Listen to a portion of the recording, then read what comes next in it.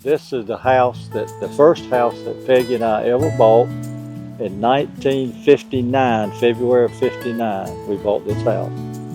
We got married in June of 58, so this is our first house. It's where our first child was born, which was Kathy. And it was such an expensive house. We gave $4,000 for it, and the payment was only $28 a month, and we were so poor we could hardly make the payment. I was 19, she was 17. Well, it's a small house, so I didn't have a whole lot to do, but I always managed to stay busy. I would clean every day, wait on a woman every day. A woman working.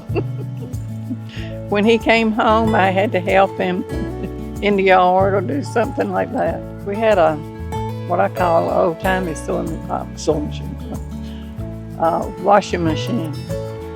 And we had on the back what I call the back stoop.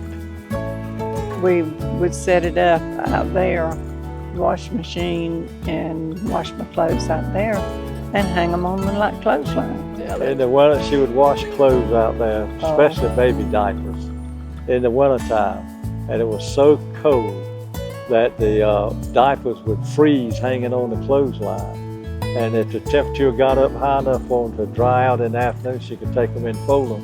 But if it didn't dry out, she would have to bring them in the house and hang them around in the house for them to dry, depending on how cold it got.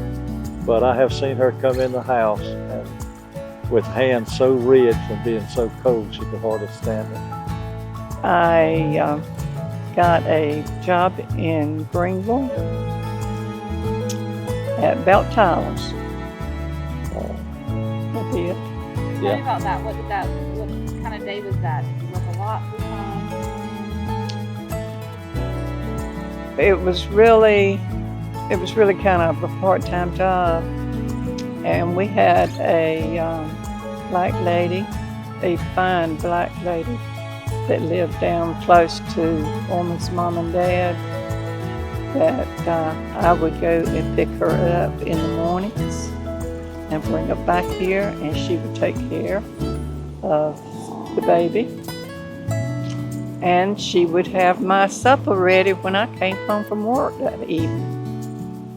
And her name was Nellie. And later on in life, I went to work at Wachovia Bank. Well, it was hard because we didn't make a lot of money. Jobs back then didn't pay as much as they do now.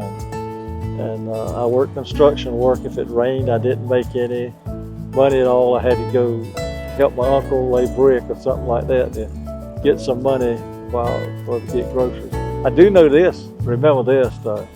We could go to A&P stores right here adjacent to where we lived at.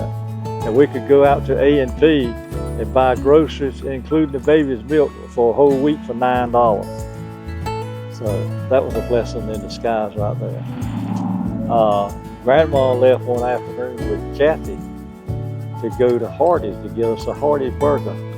And going on to Hardee's, she got a speeding ticket. And coming back home, when she came back home, boy, she was all to pieces, jumped on the bed and laid there crying. But she got out of the ticket. It didn't cost her any money. So.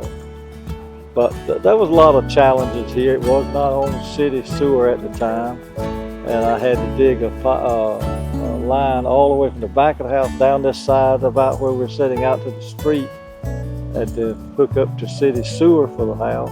I came home one Friday night and my check amounted to $60, clear money brought home. And I told Peggy, I said, if I can ever get to where I can make $100 a week, I'll be on Kings Road. Well, Kings Road come and went. But we made it, and the Lord was good to us.